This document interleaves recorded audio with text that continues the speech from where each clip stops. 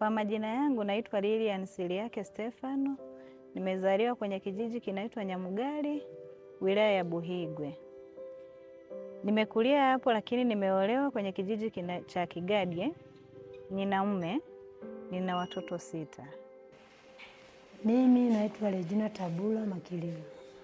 Naishi na maambukizi ya virusi vya ukimwi. Kata Nyakitondo, Kasulu DC, mkoa wa Kigoma, wilaya Kasulu. Jina naitwa Daudi Ntiragana Kalimanzira. Ni mwenyeji wa kata ya Makere. Nina familia ya watoto 13 na wajukuu wengi kweli, zaidi ya 30. Lakini pia naishi na maambukizi ya virusi vya ukimwi na ukimwi. Nilipokuwa na watoto 3 na nilikuwa na mimba, nilikuwa ni mjamzito, nikaenda kwenye kliniki, ndipo tulipimwa. Tulipopimwa na mume wangu tukapewa majibu. Tulipopewa majibu tukakuta tayari tuna maambukizi ya virusi vya ukimwi. Kweli niliumia. Kwanza sikuwa tayari kupokea yale majibu. Nimejitambua tarehe 13 mwezi wa 4, 2004. Kipindi hicho nimejitambua, tulikuwa na mke wangu akiwa ni mjamzito. Tulipokuwa hospitali tunapata elimu kuhusu virusi vya ukimwi na ukimwi, ndipo tukaenda kwenye chumba cha kupimia virusi. Baada ya dakika 15 tukapewa majibu, tukaambiwa tunaishi na VVU. Ilikuwa hamna namna nyingine, tuliyapokea kwa masikitiko, lakini baadaye tulijikubali. Mke wangu alifuata huduma za PMTCT kumkinga mtoto wakati wa ujauzito, wakati wa kujifungua akajifungulia hospitali, wakati wa kunyonyesha akamnyonyesha kwa wakati, na mpaka sasa mtoto yupo, hana maambukizi ya virusi vya ukimwi. Miaka 47. Baada ya kupima VVU ikaonekana mimi na maambukizi ya virusi vya ukimwi. Nimeyapata kuanzia 1982.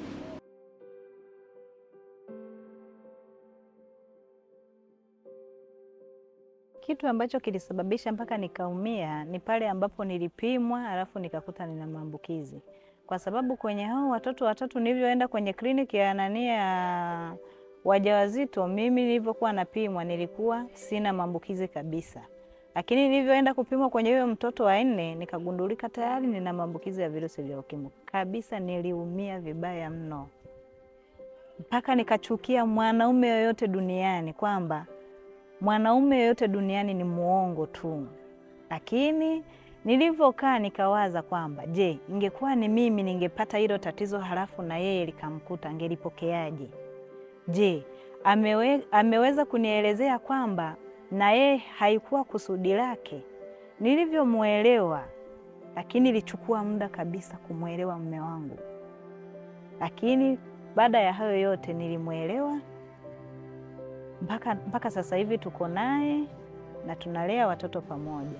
Nafanya kazi kama watu wengine, sina hofu na virusi vya ukimwi. Japo mwanzo ilinisumbua, lakini baada ya kupata elimu nikawa tu nimejiweka wazi. Niliona hamna sababu ya kujificha, kwa sababu unapokuwa umeambiwa una virusi, ukijificha unakuwa umetengeneza madhara mengine. Baada ya hapo nikawa nimetafuta na kituo, nikawa mwelimisha shirika. Mpaka sasa naendelea kuwaelimisha. Kipindi hicho tulikuwa karibu na shirika la Red Cross. Nikawa nimejiunga na kikundi cha watu wanaoishi na maambukizi ya virusi vya ukimwi mwaka 2008.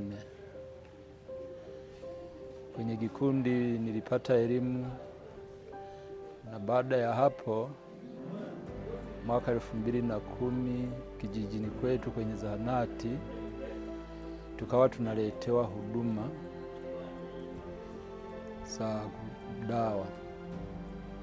mpaka hivi zahanati yetu ni CTC. Niko pale kama mshauririka, nashauri watu wanaoishi na virusi vya ukimwi na ukimwi kutumia dawa kwa usahihi, lakini pia kwenye huduma za baba, mama na mtoto. Jamii yangu wanalichukulia hilo swala, kuna wengi wanalipokea vizuri, kuna wengine bado hawajapata elimu nzuri kuhusu hilo la kupima, kwa sababu wapo wengi ambao wanawashawishi wengine vibaya, lakini kuna wengine unakuta wanapokea ule ushawishi na wanapima vizuri. Jamii ya Makere ninakoishi, swala la kupima virusi vya ukimwi wengi sasa hivi wanalipokea, japo sio wote, lakini asilimia kubwa wanalipokea. Kwa nini? Kwa sababu wengi wanapata elimu. Kwa hiyo wanapokuwa wamepata elimu, basi wanalichukulia ni jambo la kawaida kupima virusi vya ukimwi na ukimwi, japo sio wote. Kuna baadhi wanaokubali kabisa kusema ni vizuri kuangalia afya zao, ila wanajinyanyapaa, hawataki kuwa huru kuja kufanyaje, kujihakiki.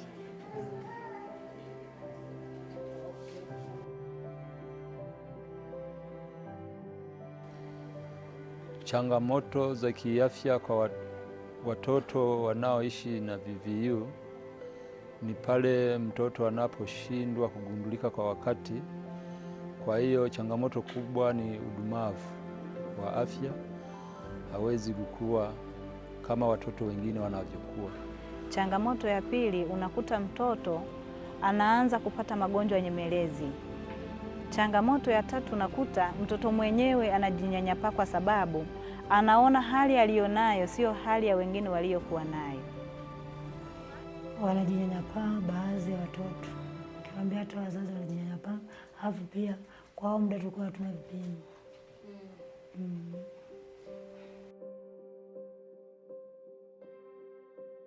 Sisi tunaweza kusema kwamba kituo cha afya kiko mbali sana kutoka kituoni tulipo na mpaka kituo cha afya kilipo. Kwa hata mgonjwa akiwa na shida inachukua muda mkubwa sana kutoka hapa kituoni kwetu kwenda kituo cha afya, na kinaweza kukampelekea kifo kwa ujumla.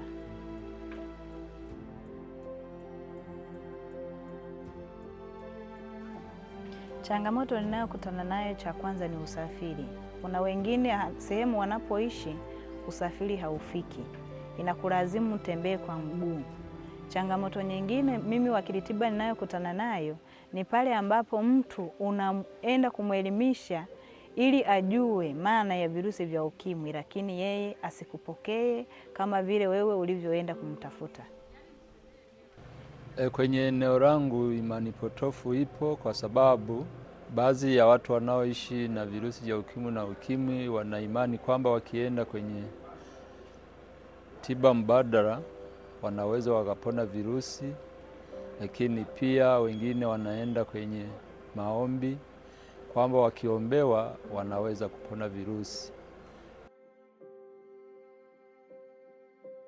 Hiyo rahisi, nikipata hivyo vipimo tazidi kudodosa, kutoa elimu kwenye jamii kila kaya.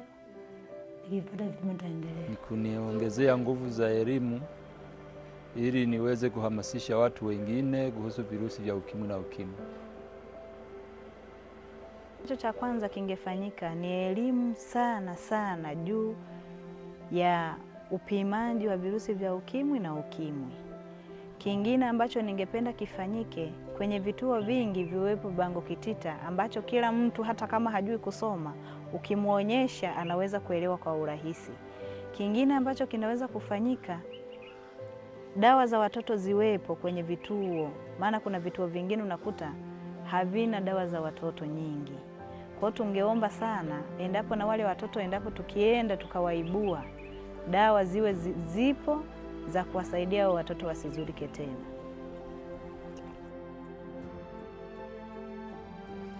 Kitu kimi kinachosababisha nifanye kazi ni kwa sababu nilivyoanza tu dawa nilikuwa na nguvu, ikawa tu yani nafanya kazi kila kitu, najibitisha kila shughuli, na dawa natumia kwa ufasi mzuri.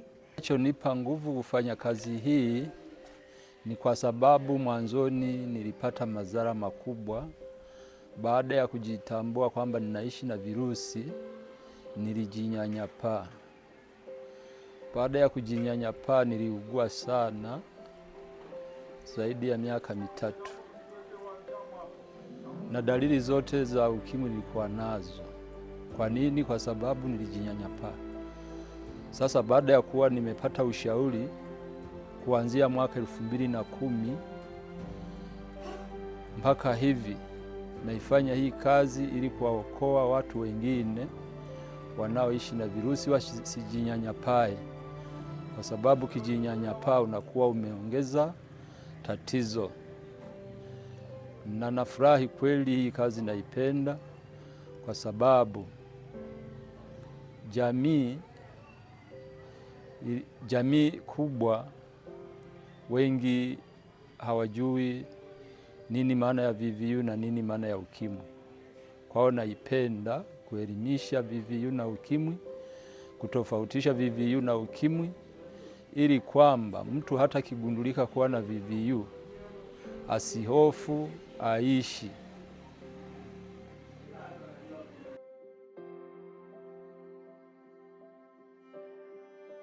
Ndoto yangu kubwa nilikuwa natamani kuwa daktari, lakini ndoto yangu haikutimia kabisa na haiwezi kutimia pia.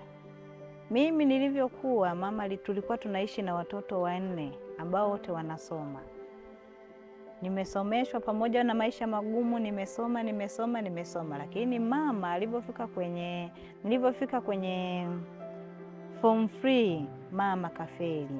Akaona kwamba haiwezekani niendelee kusoma wakati matumizi nyumbani yanabana. Nikaamua kuacha shule, nikaendelea na mambo mengine ili kusudi wadogo zangu nao angalau waendelee wafike hata darasa la 7. Kwa hiyo ndo ilikuwa chanzo changu cha kukosa hiyo ndoto yangu. Natamani na mimi nipate hata kazi ya ajira kwanza, nimshukuru Mungu kwa hivyo. Sijajua.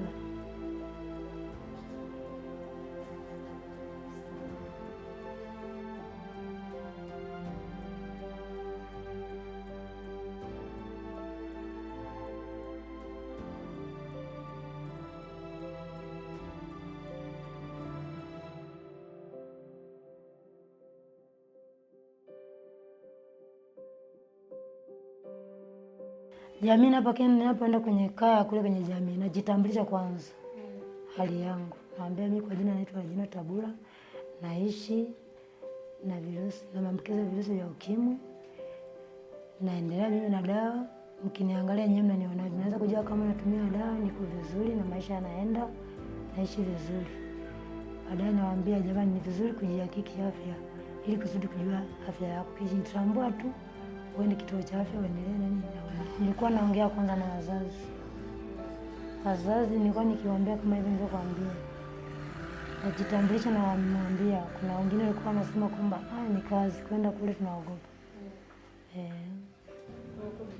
Njia ninazozitumia kuelimisha jamii, huwa natumia bango kitita ambalo huwa linaniongoza kwenye makundi. Kwa hiyo lile bango kitita linaniongoza, linakuwa na mada zinazohusu virusi vya ukimwi na ukimwi. Hilo bango lina mada mbalimbali. VVU ni nini, ukimwi ni nini, njia za maambukizi na namna ya kumkinga mtoto wakati wa ujauzito, wakati wa kujifungua na wakati wa kunyonyesha. Kwa hiyo natumia bango hilo kwa ajili ya kuelimisha jamii kwenye makundi.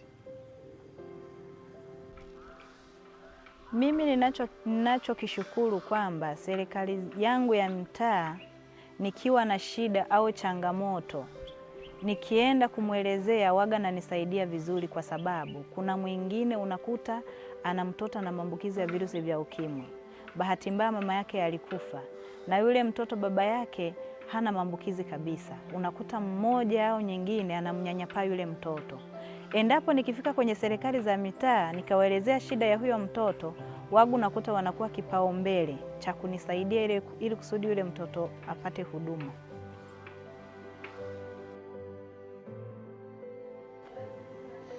upatikanaji wa dawa za kupunguza makali ya virusi vya ukimwi na ukimwi na vitenganishi kwa ajili ya kuwaibua watu wengine ambao hawajaibuliwa.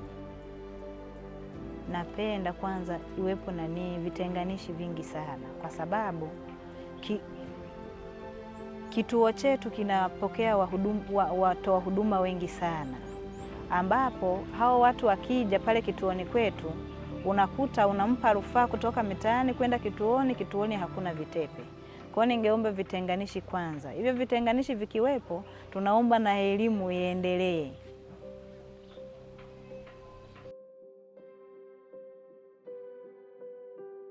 Shauri wajue umuhimu wa kupata huduma, wapime afya zao, wazijue, wapate hata chanjo, vyeti vya kuzaliwa. Waliodumaa waendelee na huduma, tuwaelekeze waje kwenye vituo vya afya na walemavu. Ambacho ningependa walezi na wazazi wafahamu kwa ajili ya watoto, walezi wafahamu zaidi VVU na wajue madhara ya VVU ili kwamba watoto wapeleke kwenye vituo vya kutolea huduma. Kitu ambacho cha kwanza kingefanyika ni elimu sana juu ya upimaji wa virusi vya ukimwi na ukimwi. Kingine ambacho ningependa kifanyike, kwenye vituo vingi viwepo bango kitita ambacho kila mtu hata kama hajui kusoma, ukimwonyesha anaweza kuelewa kwa urahisi. Kingine ambacho kinaweza kufanyika, dawa za watoto ziwepo kwenye vituo, maana kuna vituo vingine unakuta havina dawa za watoto nyingi. Kwa hiyo tungeomba sana, endapo na wale watoto, endapo tukienda tukawaibua, dawa ziwe zipo za kuwasaidia watoto wasizurike tena. Ukijipima, ukijua afya yako, ni vizuri kianza huduma mapema, nakuwa na afya nzuri na kazi nafanya. Kwa hiyo najitahidi kwa hali na mali, najitambulisha, nawaambia hata mimi nilikuwa naishi na maambukizi ya virusi vya ukimwi, lakini sasa hivi angalieni na afya nzuri, nafanya kazi, naendelea tu kuishi kama watu wengine. Tutazidi kuwaelimisha na kuwadodosa ili waje kupima kwenye vituo vya afya. Kwa kazi yangu ningependa watu wanikumbuke kwa sababu mimi nimejiweka wazi, sina hofu na kuishi na virusi vya ukimwi na ukimwi. Kwa ningependa tu kwa elimu ambayo ninaitoa katika jamii, basi hiyo elimu waendelee kuikumbuka. Nikasema naweza nikashukuru Mungu kwa sababu nimekuwa wakili tiba. Hii ni moja ya kitu ambacho najivunia sana, kwa sababu kuna wengine wanafaidika kupitia mimi na kuna wengine wananipongeza kupitia mimi, kwa sababu isipokuwa ni mimi nimewapelekea ile elimu, wasingefika pale walipo. Kuna mwingine unakuta alikuwa hawezi kujua hata jinsi ya kujisaidia mwenyewe, ila kwa sasa hivi alipimwa akapata huduma, mpaka sasa hivi yupo kwenye huduma.